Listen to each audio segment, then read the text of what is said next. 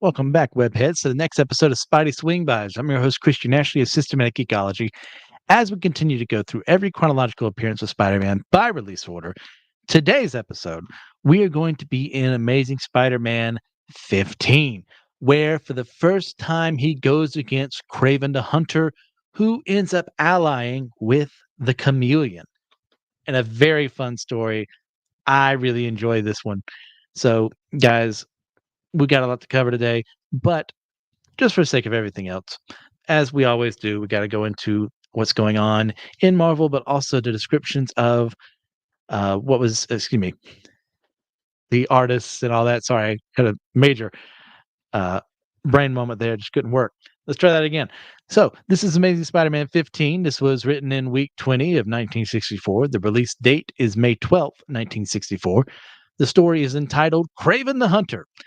This is written by Stan Lee because we couldn't afford Mickey Spillane. Mickey Spillane, of course, being a crime writer. I did not know that either before I did my research for this episode. Then we have illustrated by Steve Ditko, because Picasso was out of town. Lettered by Art Simek because his name fits this space. This, of course, was also inked by Steve Ditko and edited by Stan Lee. So what else was going on in Marvel this month? Well, plenty. In Avengers number 6, we have the first appearance of Baron Zemo and the Masters of Evil as he assembles them to fight the Avengers. A very fun story. Zemo, of course, being a grand villain who will appear not only multiple times later on, but also another time in this month.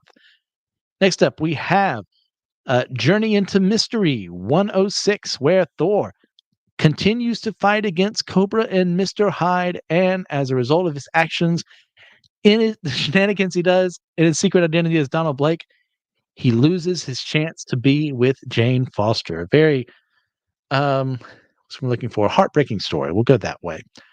Then, Sergeant Fury, number 8, we have Dr. Zemo, who is who Zemo was before he would eventually become Baron Zemo. Ends up confronting Nick Fury and the Howling Commandos as he develops a weapon to use against the Ally, a special ray gun, which forces Nick Fury to fight against him. And ends up being sabotaged and exploding so it doesn't fall into the hands of the Allies. A very fun story. Now, Sergeant Fury is not my favorite comic at all. I'm not a war comic guy. I mean, I like reading about wars and stuff like that, but I don't know what it is about the comics medium. It just doesn't work for me. But this one, for what it is, I do find effective. Then we have something that's quite as effective. Tales to Astonish 58, where we have the first, and I believe only, appearance of the alien invader known as Colossus, who goes into Africa as Giant Man and the Wasp fight against him, and that's kind of it. Then, in a much better story, we have X-Men number 6, where the Submariner ends up joining the Brotherhood of Evil Mutants to fight against the X-Men way before he ever officially gets confirmed as a mutant. There's some speculation in there. Is he a mutant? Is he not? This will be settled many years from now. I can't remember when. I want to say it started in the 70s and was secured in the 90s when he had his own comic for a bit there. He had his own in the 60s and 70s, but this one was a bit more official in that regard. Then we have Fantastic Four 29, where the FF start on Yancey Street, but end up being confronted by the Red Ghost, who kidnaps them and forces them on the blue area of the moon, where they are almost killed in that fight until the Watcher appears once more. Next up after that, we have Strange Tales 123, wherein the Human Torch and the Thing face a returning Beetle, while Loki tricks Doctor Strange into thinking that Thor is a villain and causes the magician to try to steal Mjolnir. A much better story. Who could have imagined that? Than the first one of Strange Tales. Then finally, in Tales of Suspense 56, we have the first appearance of the Unicorn, who would eventually become one of Iron Man's recurring villains. Not one of my favorite villains, but hey, he's there. He's got his ray beam. He's doing his best, you know? And that's all we can ask of him. So that's that. We are done with the big stuff. It is time to move into Amazing Spider-Man 15 proper, where we have, once again, the first appearance of Kraven the Hunter as he tracks down Spider-Man, tries to get the ultimate hunt. We start off the story with Spider-Man confronting some bank robbers, one of whom is the Chameleon. He has pre-blocked the door with his webbing in a very fun panel, but the Chameleon escapes as Spider-Man is distracted and ends up changing his form. I was so confused. I thought he was Jameson for a second, but in actuality, he's not. He just kind of looks like a might be a Ditko thing, or maybe that wasn't like uh, communicated between him and Lee. Like, I don't think they're having the problems just yet. I know they're having problems, but the ones that really lead to fighting don't really happen until later on. I think at this stage in Spider-Man, or maybe that's just my eyes thinking that's Jameson because it kind of looks like an old man. So there's that. So Spider-Man seeing him down there just thinks, oh, he's just some old guy with with a cane. He couldn't possibly be one of the robbers. But of course, being the Chameleon, he can just use his special face magic, uh, mask magic devices of science to look like whoever he wants. And he kind of briefly reminisces about his fight with Spider-Man back all the way in Amazing Spider-Man #1, and decides that he's got to do something against him because he just couldn't escape him. So what does he do? What is his big plan? Well, his big plan that even though he was arrested as a spy and deported, he was living in exile. So now, to resume his criminal career, he's going to take care of Spider-Man, but he knows he can't take him on alone. But he does know someone out there, an old friend. He calls Kraven the Hunter, the most dangerous stalker on Earth. So he gets into contact with him, sends him a wire. As a week later, we go to the Daily Bugle and see Jameson telling Betty to get ready because they've got to do a story about Kraven the Hunter. And she's like, yes, sir, of course. Who's that? But Jameson, being the man he is, knows who Kraven is because he's a living legend. He's trapped and defeated every type of beast that lives and always single-handed. And Peter comes along because Betty asked him to, but unknown to him, Liz Allen and Flash Thompson came along, which makes Betty think that she was coming with Peter. And of course, causes some further relationship drama there. And Liz walks up to Peter, gets all friendly with him, which makes Betty even angrier. He tries to play it off, say, hey, if you two met each other, Betty is not having it as Jameson gets angry at them. And this is a great line. Parker, this isn't a meeting of the Lonely Hearts Club. You're going to take pictures of Kraven.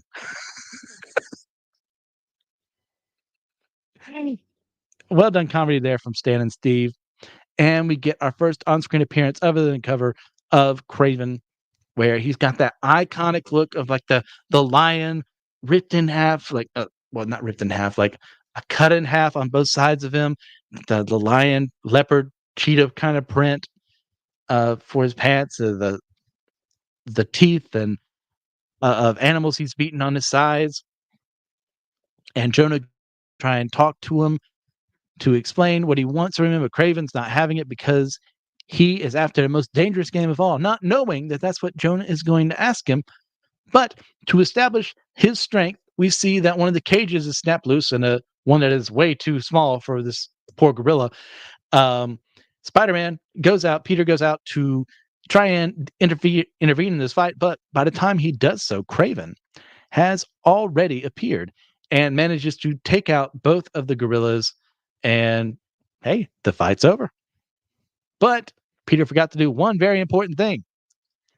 He didn't take pictures of Spider-Man and Kraven. So Jameson is, of course, angry. He's telling me it's all a bad dream. Tell me it never happened. And in the process, Liz fixes Peter's tie because he had to switch it in between outfits, and it's a little disheveled, which once again gets Betty angry at him as Liz calls him Petey. And Peter's like, I like that name, but Flash gets angry as well. Poor Peter, nothing can ever go right for him. As we see him try to talk to Mr. Jameson, but it's not working. Jameson then goes up to Kraven, who tells him that he's after the most dangerous game in the world, which is man, as that short story is written by, oh gosh, what is the name of the author? I remember reading it forever ago. I really love that one. But instead of man, he's going after the one who calls himself Spider-Man. And Peter's like, what? He's going to hunt me?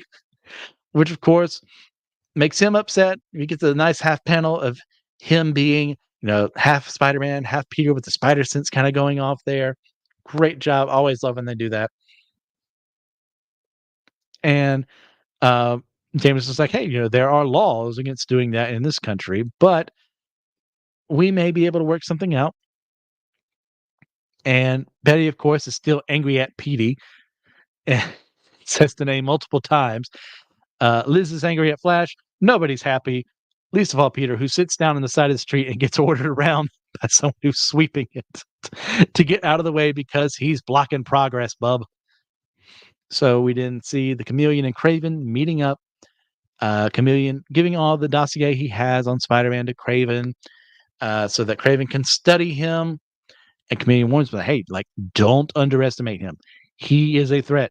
Now, obviously, I'm not as big a physical threat as you, but Kraven just says, whatever. I've stopped the charge of a bull elephant. I can do this. I am the prime of my life example of a man. And later on, he'll get enhanced beyond that so you can fight Spider-Man, but that's its own thing forever from now. So Spider-Man tries to get pictures of, Peter tries to get pictures of Spider-Man in action, fights some crooks who were hired by the Chameleon to be used by Kraven so that he can watch from afar and see how Spider-Man works.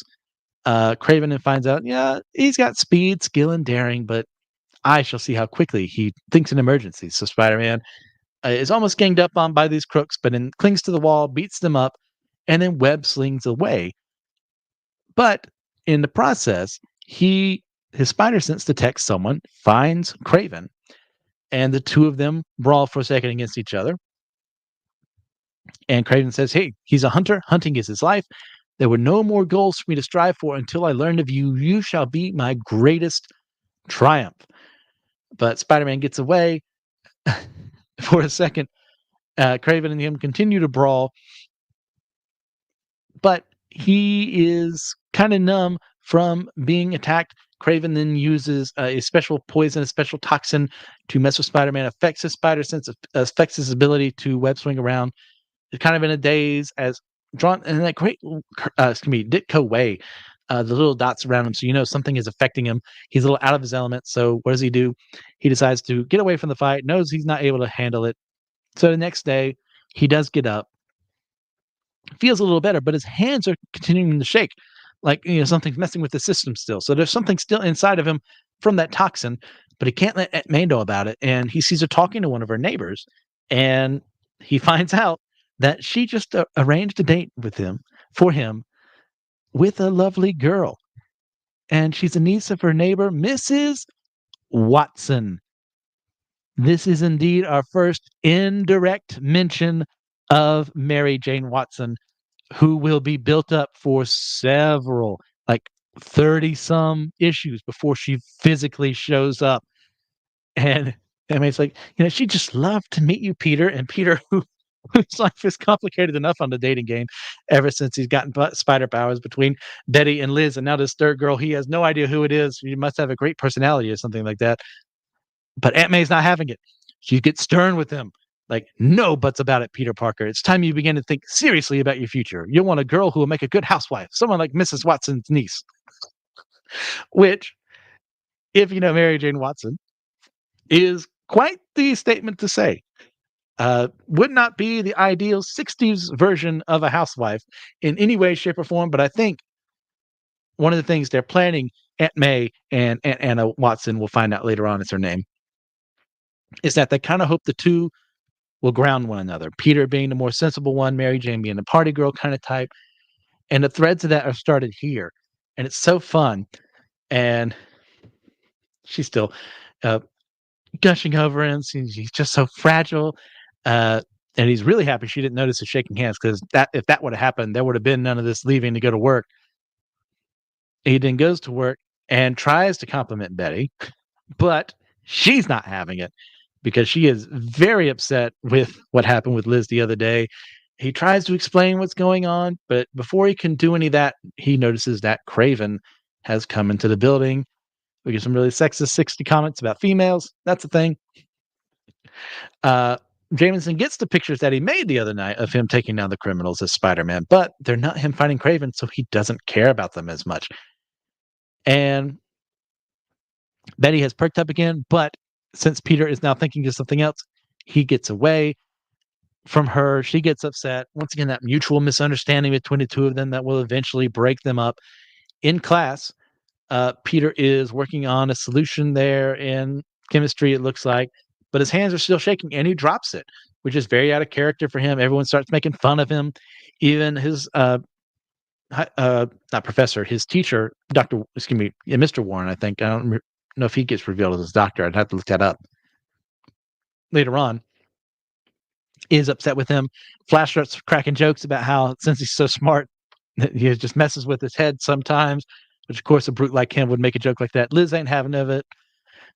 But Peter then starts reading the Daily Bugle, finds that, Jameson, true to form, Jonah has declared the imminent defeat of Spider-Man. From the words of Kraven himself, he talks with Aunt May for a bit, and she tells him, "You mustn't study so hard. You'll tire yourself out. Now just get in the bed and have a good night's sleep." A very sweet scene from her. She's very worried about her nephew, but he's not having it. So he's going to web swing at Spider-Man, get out there, hope to get a spider tracer out on Kraven as he leaps from building to building. And meanwhile, Chameleon and Kraven are plotting what to do. He is ensured that he's going to take care of this because he's Spider-Man intensely. He knows what he's capable of. And the two then trick him by the Chameleon dressing up as Kraven, causing Spider-Man to stalk him while Kraven is stalking him at the same time. Because why would Spider-Man think Chameleon's involved? It's a very clever plan. As Spider-Man does eventually reveal through his spider sense that something's going up, tries to get away, a net falls over him. But in that process, he's able to break out of it with his superior spider strength in a sequence that Stan Lee takes the time to notice that took the entirety of 3.5 seconds. So all there from net dropping to him getting out, 3.5 seconds. That is quite the speed feat. And I love it when they do stuff like this.